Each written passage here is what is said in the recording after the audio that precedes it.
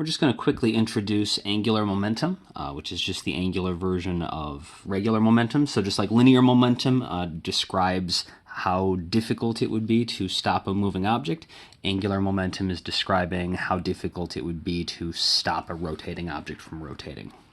One of the things that's a little weird about angular momentum is there's actually two different symbols we use for it depending on if we're looking at a single particle or a system of particles. So if it is a single particle, we're going to use a lowercase l, which we write as sort of a cursive curly q, because just a single line for a lowercase l would look like a 1. And that's what we use for a single particle. Or anything that behaves like a single particle, like a point mass or something like that. If, on the other hand, we either have a system of particles or some sort of object that doesn't behave as a single point, we still use L, but we use a capital L to indicate the total angular momentum of the system.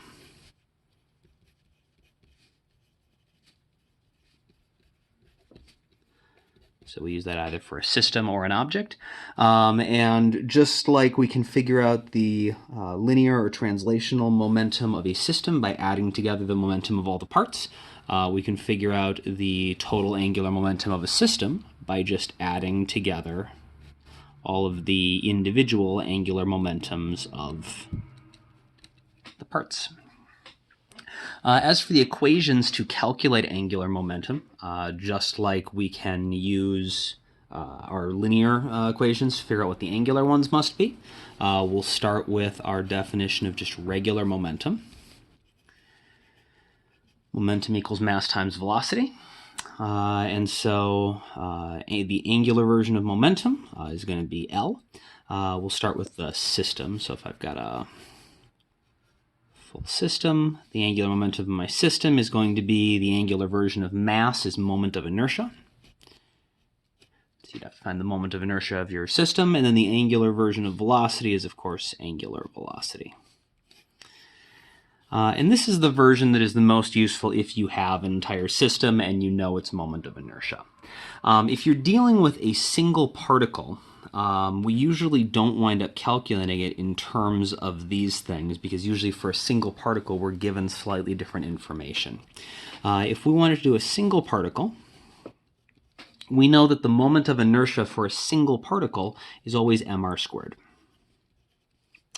And often if you are just being given information about how a single particle is moving through space, instead of being given its angular velocity, you're usually going to be given its instantaneous linear or translational velocity v.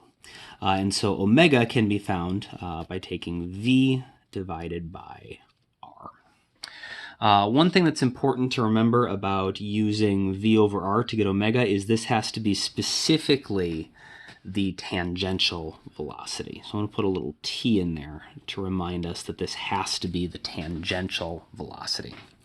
We can cancel our r's out, and so we get m times r times the tangential velocity. So the question is, if we are just given the velocity in general, how do we figure out the part of it that is tangential? So let's imagine we have a particle somewhere, and it is moving in this direction. So we know its velocity at some particular moment. And we want to know what its angular momentum is around some center. So let's say our center is going to be here. And so we can imagine the circle that would be based around that. And if we wanted to find a radius, mark it like that. And there's going to be some angle in between our radius, or sometimes this is called the position vector, and the velocity. All right, so if we know the mass of the object and we know its position, we know the radius vector, we just need to multiply it by the tangential velocity. And so to figure out the tangential velocity, we're just going to break our velocity into two components, one that is tangent to the circle and one that is parallel to the radius. And so we can break our velocity into our two components, like that. And this is the component that is tangent to the circle, so that's the one that we're looking for. So the component that is perpendicular to the radius is going to be the tangential velocity. If this is theta, then this is also theta. The hypotenuse is v, and so this side over here is going to be v sine theta.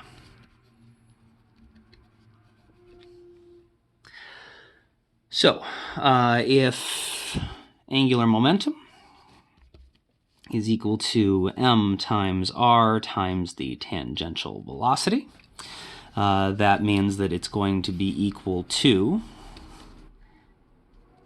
m times r times v sine theta. And we should recognize that if we have two vectors, an r and a v, and they're being multiplied together and by sine theta, this is a cross product. So then we just have to figure out, is it r cross v or is it v cross r? And to figure that out, we know that if the object is moving in this direction, our right-hand rule says that all of our angular quantities should be up. And so whichever right-hand rule, whether it's r cross v or v cross r, gives us an upwards result, should be the order we have to cross them in. And so if we do r cross v, point our fingers in the direction of r, cross them towards v, that points up, and so it's got to be r cross v. If we did v cross r, point my fingers in the direction of v, and then I'd curl them in the direction of r, and my thumb would be pointing down. So it's got to be v r cross v.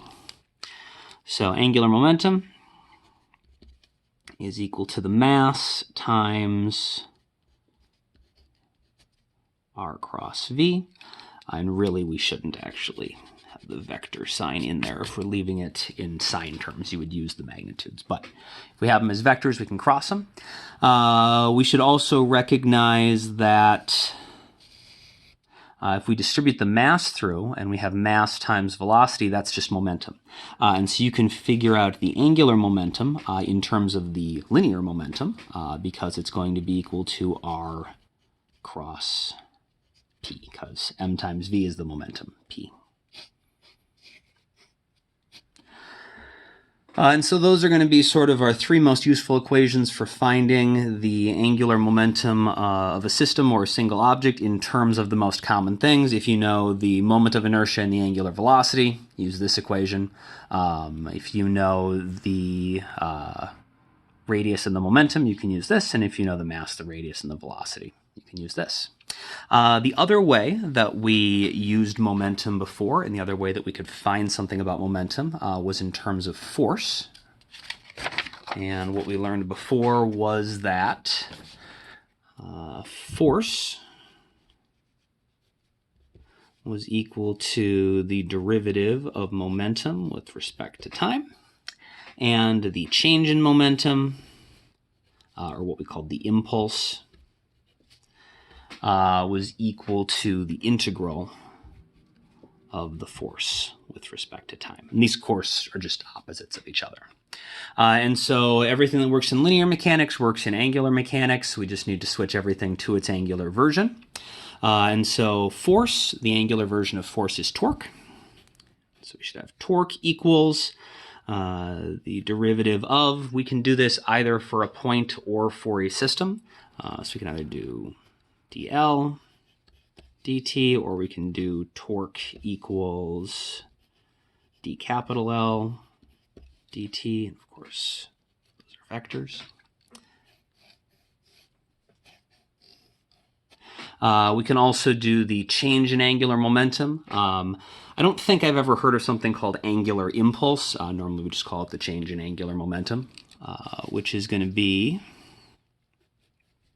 either delta little l. It's going to be the integral of, angular version of force is torque.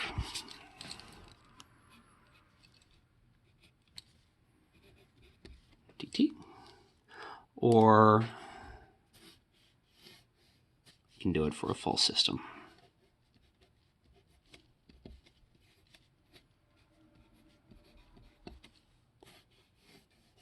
And so we just use the top equations. If you have a single point mass or single particle. And we use the equations on the bottom if you have either a system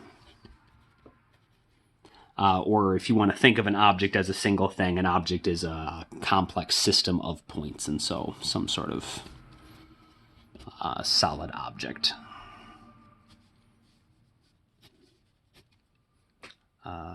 And that's it. Those are all of our primary angular momentum equations, and we use them just like we used the linear momentum ones.